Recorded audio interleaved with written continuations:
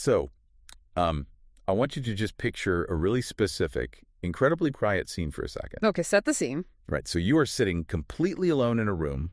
The house is completely still. The lights are turned down low. And you have just been hit by, like, another massive, unpredictable flare-up. Oh, wow. Yeah. And the physical sensation is just overwhelming, right? The pain is radiating through your pelvis, your back. Maybe it's shooting down your legs. That's that all-encompassing pain. Exactly. And the exhaustion is just absolute. It's the kind of fatigue that feels like it's literally settled into your bones. Yeah, that deep, heavy fatigue. Right. And in that quiet, isolated space, maybe you're curled up with a heat pad or just staring at the ceiling, and this thought just creeps into the silence. It always does when it's quiet. It does. You sit there, and you are already suffering physically far more than, any human being should ever have to endure on a random Tuesday. And you quietly start wondering, why am I blaming myself for this? That is such a heavy realization. It really is.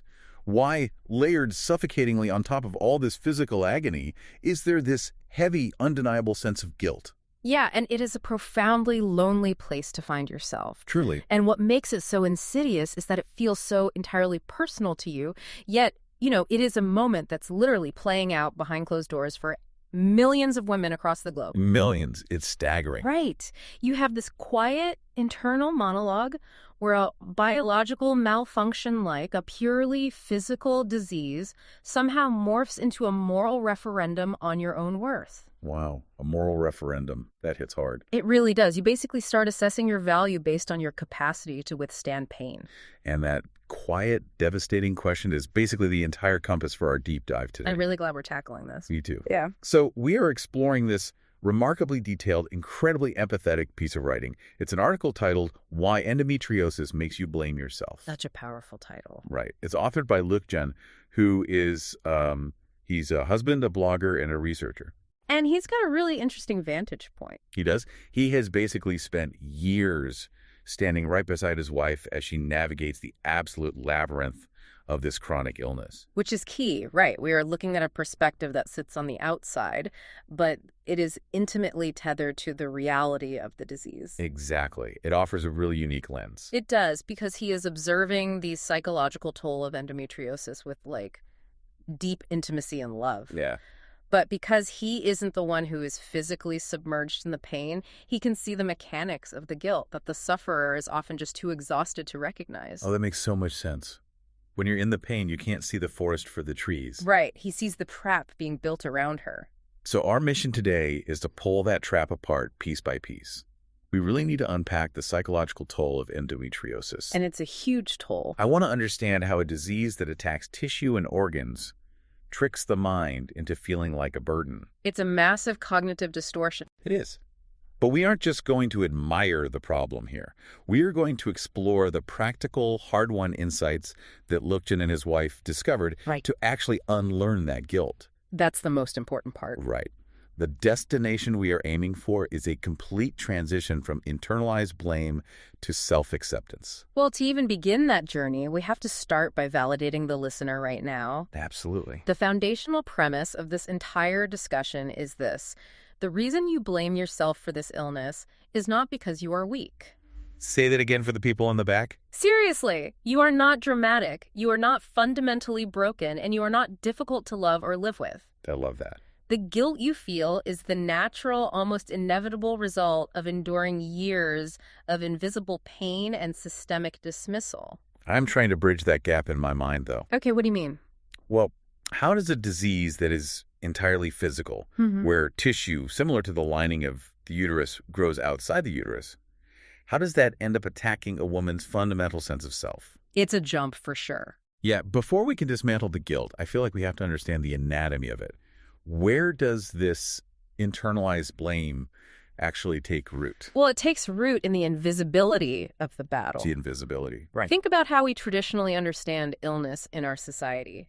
Usually, there's a very clear mechanism. You break an arm, there's a cast. Right. Everyone signs the cast, you get sympathy. Exactly. You get a virus, you have a fever, you stay in bed for a week, and then you recover.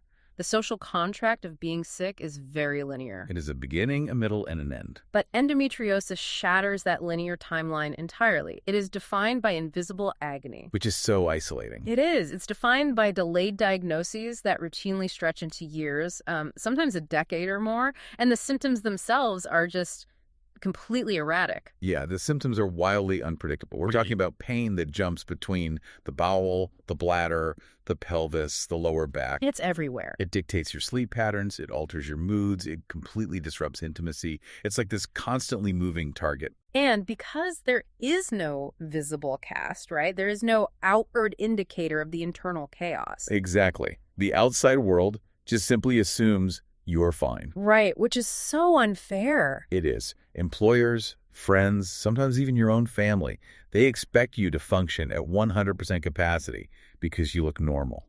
And that expectation creates a massive void of misunderstanding. A void. Yeah, that's a good way to put it. When you are standing in front of someone looking perfectly fine while your internal organs are literally inflamed and bleeding, there is a profound disconnect between your reality and their perception. Like two different universes coexisting in one room. Exactly. And when there is a void of misunderstanding, the human mind inevitably rushes in to fill it. A lot of people compare this to like a check engine light on a car that mechanics keep saying is fine. Yeah, I've heard that one. But I actually think a better way to look at this is an overactive smoke alarm in a house. Oh, I like that. Walk me through it. So imagine you have a smoke alarm that goes off at random intervals, just blaring at full volume. You smell smoke, you feel the heat. Okay, so you're panicking. Right. You call the fire department, you call electricians, you call all these experts. They walk through your house, they look around, they don't see any flames. And they tell you you're fine. Exactly. They tell you there's no fire here. Maybe you're just sensitive to the smell of dust. Maybe you're stressed. Just turn on a fan. That's a really powerful visual, and honestly, it's terrifying. And if that happens enough times, you don't just stop trusting the smoke alarm. You stop trusting your own senses. You start doubting your own sanity. Yes. You start thinking, well, if all these experts are standing in my house telling me there is no fire, I must be losing my mind. I must be manufacturing this crisis. The mind fills the silence of medical and societal dismissal with complete self-doubt. Maybe it is me. Maybe it is me. And that self-doubt doesn't exist in a vacuum, you know? What do you mean? Well, it lands in a mind that is already deeply shaped by societal conditioning. Oh, right. We can't ignore the societal aspect of this. We really cannot look at endometriosis without looking at what society demands of women in general. Which is an impossible list of demands. It is. Women are culturally conditioned from a very young age to be accommodating, polite, strong, but, not difficult. Don't take up too much space. Exactly. Useful, attractive, and boundlessly available to care for others. They are taught that their primary value essentially lies in their utility to the people around them. So when a woman is suddenly struck by this debilitating fatigue, when her pain makes her unable to attend the dinner party. Or unable to perform well at work. Right, or unable to be that relentlessly accommodating presence that everyone expects, she feels like she violates that societal conditioning. She feels like she is failing the social contract. Exactly. And because the doctors have told her the tests are normal, she doesn't blame biology. She blames her own character. But the biology is actively working against her, too. It's not just sociology at play here. Right? No, absolutely not. The biology is a huge factor. When we look at chronic pain, we're looking at a nervous system that is fundamentally altering its own architecture. Yes, the physical changes are real. How does the physical reality of the pain itself contribute to this cycle of blame? I mean, structurally. Well, when you live with pain that returns repeatedly, aggressively, and without any warning, your brain undergoes actual neuroplastic changes. It rewires itself. It learns. The nervous system's primary job is to keep you alive, right? Right. Survival. And to do that, it starts predicting danger. It enters a state of central sensitization. Meaning the threshold for triggering a pain response gets lowered. Like, significantly. Drastically lowered. The nervous system becomes completely hypervigilant. It's on high alert all the time. Exactly. It starts mapping every microsignal in the body. A slight cramp, a strange heaviness in the lower abdomen, a specific type of exhaustion. Things the normal nervous system might just ignore. Right. But your brain amplifies these signals because it is desperately trying to give you an early warning system. It thinks, if I can detect the flare-up early enough, maybe we can survive it. The tragedy is how that biological defense mechanism is perceived by the outside world, though.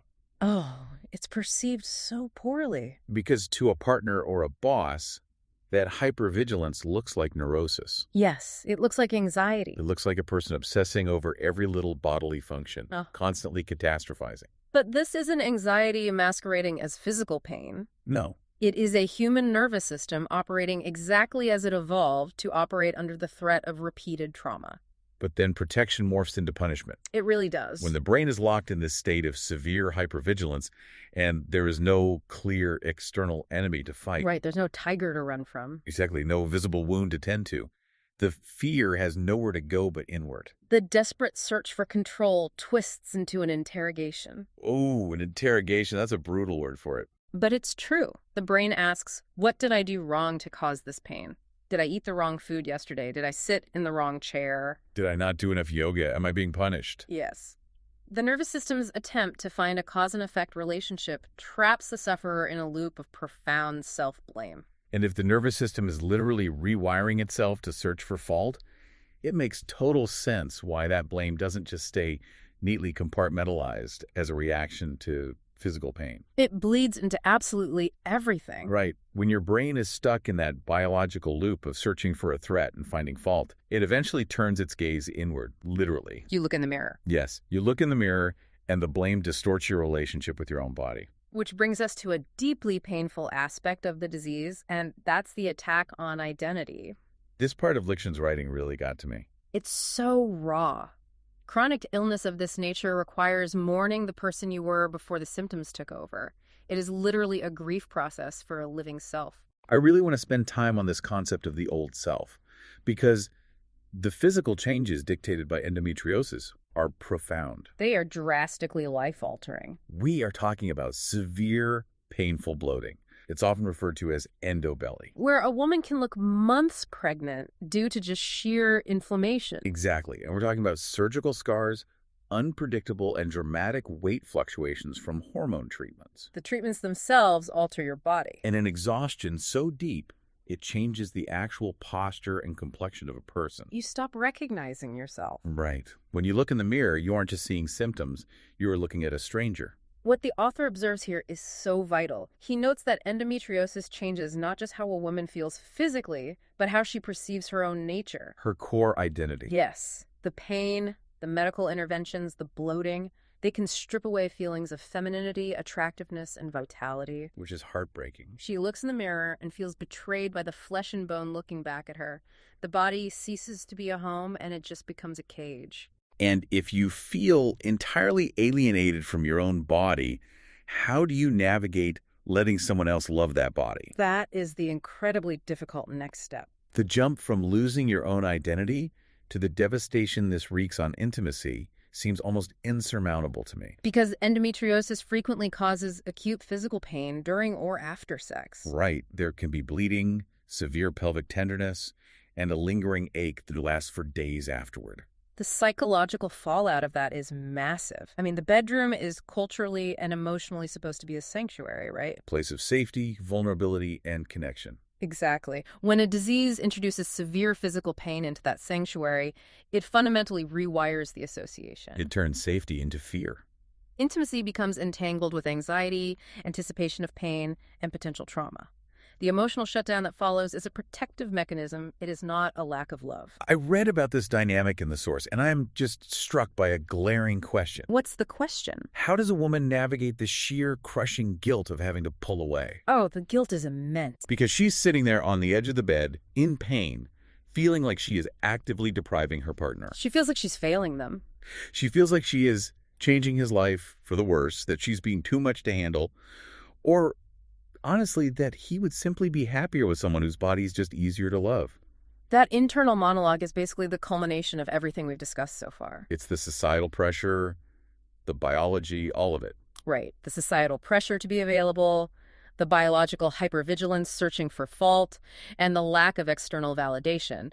It all culminates in the belief that she is a burden. A total burden. And Lichten's perspective as a husband offers a crucial, difficult admission here. Yes, his honesty was really striking. He writes about how initially he understood effort long before he understood illness.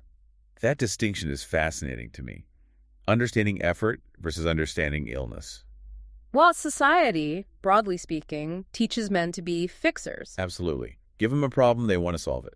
It teaches them that obstacles are overcome with logic, motivation, discipline, and hard work. So when confronted with his wife's chronic, unpredictable pain, his instinct was to treat it like a complex project. Right.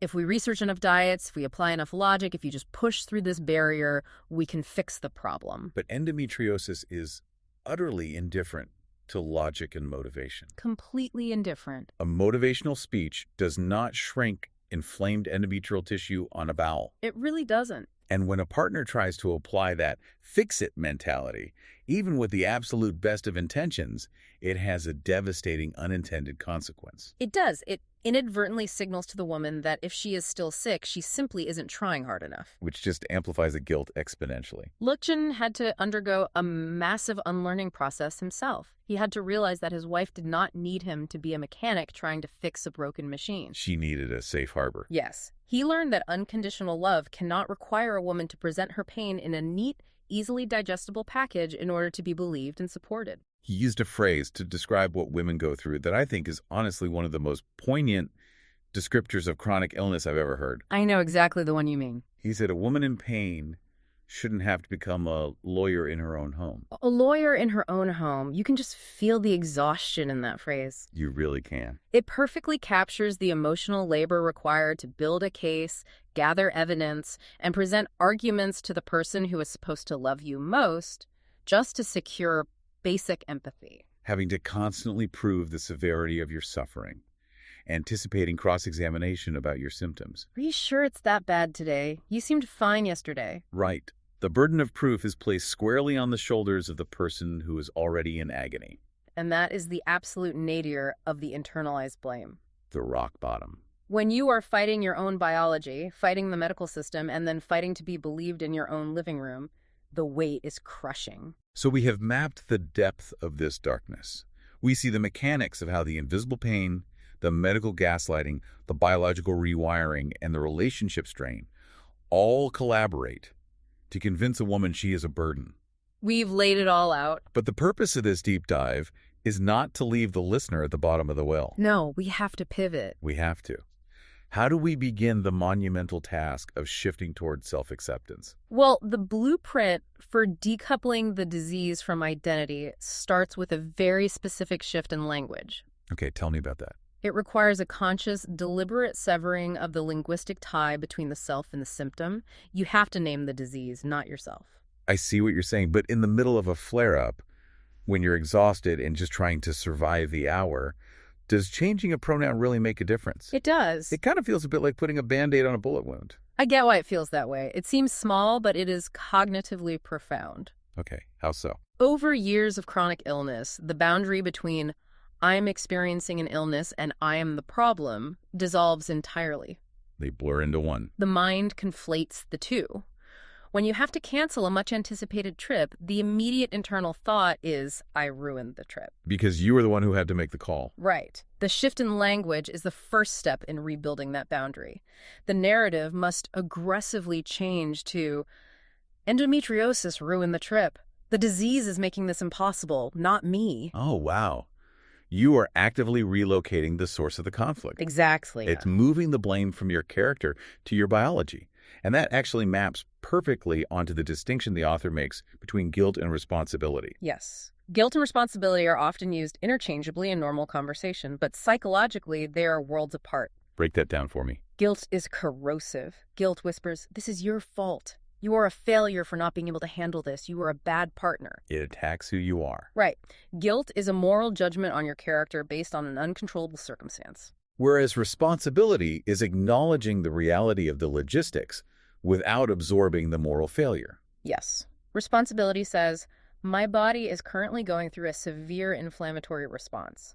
This is incredibly difficult. It is impacting my life and the lives of those around me, and I still deserve love, patience, and support while I manage it. That feels so much lighter. It empowers you. Responsibility empowers you to take action, to call the doctor, to cancel the plans, to ask for help without hating yourself for needing to take those actions. Let's apply that practically, because there's a specific behavior that perfectly illustrates the dominance of guilt over responsibility. What behavior is that? It's something I think almost every person with a chronic invisible illness does, and it's tragic. It's the pain apology. Oh, the compulsion to apologize for symptoms. It is so common. Think about the absolute absurdity of it. Imagine a woman at a family dinner. She is smiling, participating, passing the food. Doing her best to keep up appearances. Right. Meanwhile, her pelvic cavity feels like it is caught in a vice. She is calculating every single breath. She's in agony. Eventually, the pain breaches a threshold where she physically cannot sit upright anymore. She has to go lie down. And what does she say as she stands up? I am so sorry. I just need to go lie down for a minute. I'm sorry to be a pain. Yeah. Why on earth do women apologize for basic biological emergencies? It doesn't make sense objectively. If a healthy person at that table suddenly felt faint, they would say, I need to sit. And no one would demand an apology. Because healthy people operate under the assumption that their bodily needs are inherently valid. Yes. But a woman with endometriosis has internalized the idea that her suffering is an inconvenience to others. So the apology is a defense mechanism. Exactly. It is the belief that her pain requires manners before it can be accepted by the people around her. Suffering needs manners. That is bleak. It is really bleak. It's as if the pain itself isn't allowed to take up space unless it is wrapped in an apology to make it more palatable for the audience. Luke Shawn observed this exact thing in his own home. He watched his wife issue apologies when she could barely stand, as if the physical pain had somehow breached a contract of lovability. As if she owed him an apology for her body failing her? Right. And his realization is what finally breaks that cycle. What was the realization? His realization was that from his vantage point as a partner who truly loved her, the pain didn't diminish her. The illness didn't make her a burden or less feminine. How do you see it? It made her a warrior who was currently injured and in need of a medic. Wow. The core truth he wanted her to internalize is that you simply do not owe anyone an apology for symptoms you did not choose. Once that realization hits, that you don't owe apologies for biology and that your identity is separate from the inflammation, you are forced to drastically reevaluate how you treat yourself on a daily basis. The rules of engagement change entirely. They really do. And that brings us to the necessity of unlearning medical dismissal and totally redefining the concept of rest. This is where we confront the systemic trauma that reinforces the self-blame in the first place. The medical system. Yes. For most women with endometriosis, the medical establishment was the very first source of gaslighting. It starts in the doctor's office. When you present to an authority figure, a doctor in a white coat, an expert in human biology, with life-altering, debilitating pain, and they tell you, it's just severe cramping, take some ibuprofen, or you're just stressed, maybe you should see a therapist, the psychological damage is immense. It creates an impossible cognitive dissonance. It does. The person who is supposed to have the answers is telling you the problem doesn't exist. Yeah. So your brain, seeking logic, decides that you must be the problem. I must be making this up. Right. You must be manufacturing the pain. The authority of the medical professional essentially weaponizes your own doubt against you. So how do you unlearn that? Unlearning that dismissal requires a radical act of self-trust. You have to reach a point where you accept that a doctor's inability to diagnose or validate your pain is a failure of their diagnostic tools and their training, not a failure of your body or your mind. Being dismissed doesn't mean the pain wasn't real. No, it means the medical system's response was inadequate. You are allowed, and in fact required, to believe the signals of your own body before a doctor puts it on a chart. And trusting your body's signals naturally leads to the most difficult, aggressive form of self-care for someone conditioned to be endlessly productive. Which is resting without guilt. Yes. We have to talk about how toxic our cultural view of rest is, especially for women battling invisible illnesses. Oh, it's terrible. In a society that equates human worth with economic output and constant busyness, resting feels like a moral failing. It feels like giving up. It feels lazy. The internalized guilt tells you that if you are resting, you are letting the disease win, or you are confirming the suspicion that you are just weak. So the instinct is to just push through. To mask the pain, to run on fumes just to prove you are still useful. But applying the logic of a healthy body to a chronically ill body is a fatal error. We really need to reframe rest here. How do we reframe it? When you have endometriosis, resting is not taking a break. It is not lounging. It is emergency medical triage. Triage. I love that word for this. If your body is actively fighting widespread internal inflammation, if you are bleeding internally, if your nervous system is trapped in fight or flight, and you are managing the severe side effects of hormonal therapies, just remain conscious. That is a lot for one body to handle. Right, so resting is the most aggressive, necessary intervention you could possibly take. Triage is exactly the right framework. It shifts rest from a passive indulgence to an active medical requirement.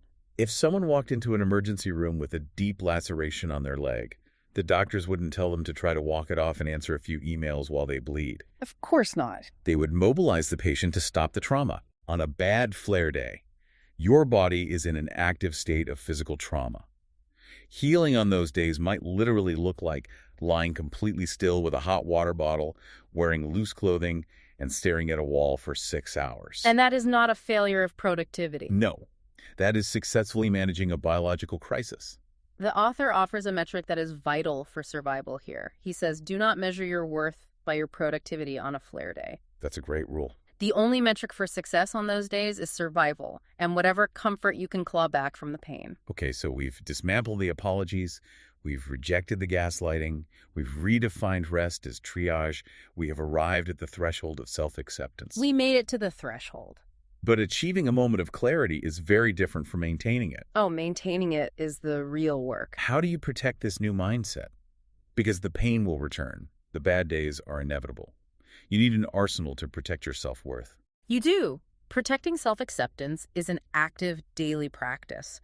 And one of the most vital areas that requires protection, as we touched on earlier, is intimacy. Right, how do you reclaim intimacy when the physical pain remains a reality? By understanding that silence is infinitely more destructive to a relationship than physical pain. Silence is the real killer. It is. The instinct, driven by guilt, is to hide the pain during intimacy. To grit your teeth and pretend everything is fine so your partner doesn't feel rejected or burdened. But that hidden pain breeds deep resentment. And it builds a massive emotional wall between two people. Because you are protecting their ego at the expense of your own body. Precisely. The source makes it clear you protect intimacy through absolute, unflinching honesty. Which is hard. It is, but painful intimacy is not a failure as a woman. It is a biological reality. A partner must learn, and the sufferer must allow them to learn, that love sometimes means holding space without physical expectation. It means expanding the definition of intimacy. Yes. Expanding it to include safety, tenderness, and communication rather than just physical performance. Okay, there is another tactic in this arsenal that the author suggests, and I actually want to push back on it heavily. Okay, what is it? The text suggests keeping proof. Gathering a physical record of the disease. Right. Maintaining a symptom diary, taking photos of your endo belly when it's severely bloated, keeping a meticulous list of flare triggers, holding on to old doctor's notes. Yeah, documenting it all. But isn't that just doom-scrolling your own body? I see where you're going with this. If the goal is to separate your identity from the disease and move forward, how does staring at photos of your own bloating and meticulously journaling every cramp not just pull you backward into a victim mentality? It sounds counterintuitive. Doesn't focusing on it so obsessively keep you trapped in the sick role? That is a very common argument, and the fear of obsessing over the illness is totally valid. But you are looking at the purpose of the record entirely backward. Okay, correct. Keeping proof is not about obsessing over the pain. It is a vital psychological shield against internal gaslighting. Explain what you mean by internal gaslighting. I mean, I understand doctors gaslighting you, but your own mind. Yes. The human brain is remarkably adept at minimizing past trauma in order to keep functioning. Oh, interesting. Memory is highly plastic, and it's deeply unfair. When you are in the middle of a good week, or when a doctor dismisses you with particular authority, your brain, which desperately wants to believe you are healthy, starts to rewrite history. It minimizes the past pain. Exactly. It whispers the lie that maybe it wasn't actually that bad. You start to minimize your own past suffering. You think, maybe I was just being dramatic last month. Maybe I should have just pushed through. So your own brain uses periods of low pain to trick you back into the cycle of self-blame. Exactly. Your own memory betrays you to align with the societal expectation that you are fine. Wow. That is why your records, your photos, your meticulous symptom diaries are absolutely vital. They are objective, undeniable proof of survival. They are tethered to reality. Yes. When the self-doubt creeps in, when the guilt tries to convince you that you are just weak, you can pull out that journal. You look at the photos. You read the descriptions of the agony you endured. You are essentially building an undeniable evidentiary file for your own sanity. It is evidence stronger than shame. You present that file to your own doubting mind and say, look at this. I did not make this up. It was real, it was agonizing, and I lived through it. It stops the gaslighting in its tracks. It actively prevents the guilt from rewriting your history. It is an act of profound self-validation. We have traveled a massive distance today. We really have. We started in that dark, quiet room, drowning in the suffocating guilt of a body that feels like a failing machine. And we mapped the intricate mechanics of that blame. Right. How the invisible nature of the pain creates a void, how society demands women be endlessly accommodating, and how the nervous system physically rewires itself into hypervigilance, desperately searching for a fault that doesn't exist. We explored the complex grief of mourning the old self in the mirror and the immense emotional labor of having to be a lawyer in your own home. Constantly proving the reality of your suffering just to receive tenderness. And then we found the pivot. The hard, practical actions. Decoupling your identity from the disease by naming the illness, not yourself. Understanding that responsibility empowers while guilt destroys. We looked at the tragic absurdity of the pain apology and the absolute non-negotiable necessity of treating rest as aggressive medical triage rather than a moral failure. We confronted the trauma of medical gaslighting. And realized that the system's failure to see the pain does not negate the reality of the body. The ultimate synthesis of this entire journey, the core truth that must replace the internalized blame is this. You did not choose the inflammation. Yeah. You did not choose the rogue cells. You did not choose the medical dismissal. And you did not choose the fear of being misunderstood. None of it. Blaming yourself for a biological siege does not heal the disease. It only deeply wounds the woman who is already fighting so incredibly hard to survive it. Lugin offers a profound new mantra in his writing. It's a complete reframing of identity. I love this part. When the guilt whispers that you are the problem, when society implies you are a burden, when the mirror shows a body you don't recognize, you now have the tools, the evidence, and the validation to answer back. You can stand up to it. You whisper back, no, I'm the woman still standing. I am the woman still standing. It is a powerful acknowledgement of the brutal reality of the battle. It really is. It reframes the sufferer not as a victim of her own imagined failures, but as a survivor of a very real systemic and biological war. Yes. Your worth as a human being is not, and never will be, defined by your productivity on a flare day. As we conclude this deep dive, I want to leave you, the listener, with a final lingering thought. Something to think about. Something to turn over in your mind as you step back into your day, or as you lie down and administer that necessary triage. We've spent a long time discussing how endometriosis forces a woman to meticulously unlearn societal guilt. It forces you to stop apologizing for your basic human biology. Exactly. It forces you to look an expert in the eye and demand to be believed when they tell you you're fine. It demands an absolute, rigid enforcement of personal boundaries, simply as a matter of survival. It does. And here's my question for you. If this horrific, agonizing ordeal of chronic pain forces you to build these incredibly resilient boundaries just to survive, could the brutal boundaries forged by endometriosis actually become the ultimate blueprint for how women can reclaim their power in every area of life? Oh, that is a fascinating thought. If you can learn the immense strength required to stand firm against medical gaslighting, to reject the societal demand that you be endlessly accommodating, and to ruthlessly prioritize your own well-being in the face of this disease. That strength translates. Imagine what that same unapologetic strength looks like when you apply it to your career, to your friendships, to your entire presence in the world. It changes everything. You started alone in that quiet room, wondering why you blame yourself. But maybe the exact tools you are forging to survive this illness are what will eventually make you completely unstoppable.